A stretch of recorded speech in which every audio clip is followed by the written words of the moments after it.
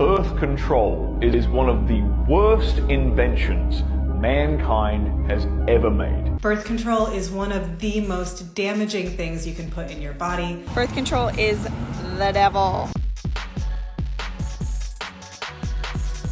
In the last few years, the discourse around contraception has taken a noticeable shift. The shift is really around what I would call over-exaggerated concerns on the health, safety, and efficacy of hormonal contraception in particular. When a woman is prescribed birth control, if you want that birth control, you need to know that your increase for anxiety of depression skyrockets, that you could be suicidal, that you will gain weight, you can get acne, and probably will, and that these side effects are not going to be able to be fixed.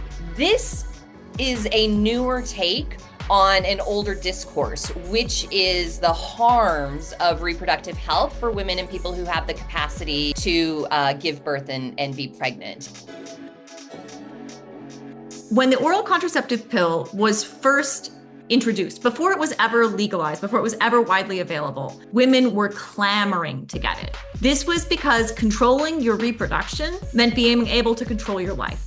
Since the advent of the pill, people have been able to focus more on their careers. Women are raising to higher and higher levels of all sorts of industries. People are graduating from college now at higher rates and graduate school. This expansion in women's participation in the world outside the home was not welcomed by everyone. Social conservatives have been upset about it for a long time. The pill, your doctor gives it as an option. Planned Parenthood would give it as an option to 7th graders and 8th graders. It's all a part of a satanic strategy to capture the hearts of young people at an early age, I believe. We are in a backlash moment.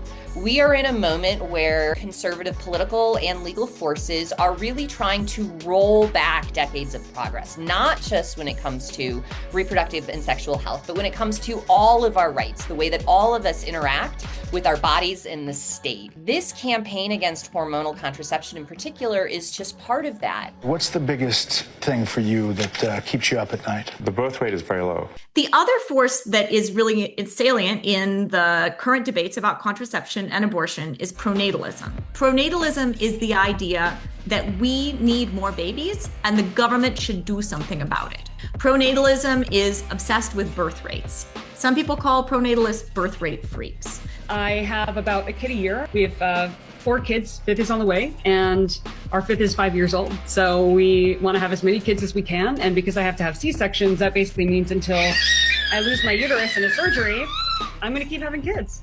Wanting birth rates to be higher is of a piece with people who previously wanted birth rates to be lower, right? There was an era in the middle of the 20th century when there was widespread panic about the supposed population bomb. Pronatalism, when you really start to peel back the layers, becomes a conversation around who should be having babies and who shouldn't. Now, often the same groups are saying that we don't have enough babies. White Christian nationalism has a deep fertility element to it, which is that, women are supposed to have babies for the country.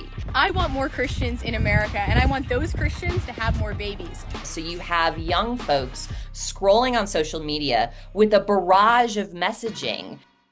As we've seen pronatalism rise, this has not been in a vacuum. This has been alongside those two forces, the stigmatization of abortion and contraception and the restriction of abortion and contraception. If you think about why you might have heard that contraception is bad for you, there's a really good answer.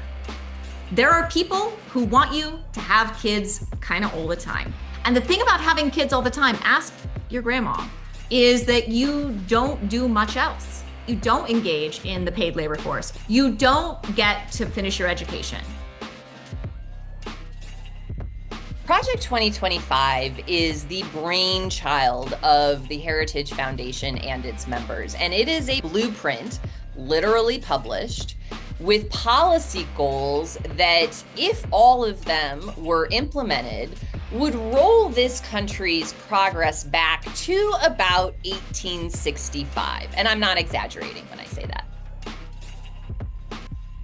Talk to your friends and neighbors about what's going on. All of us do have agency in this fight right now. Make sure if you are a parent that your schools know that you support inclusive, scientifically based sex education in the classroom. That is a tremendous target from Project 2025 and the conservative legal movement right now, because again, information is dangerous to them. Sex education helps young people question the media that they see, and it helps them to understand that the disinformation and misinformation out there is part of a bigger effort to vilify contraception and roll back our freedoms to choose what we do with our own lives and our own bodies.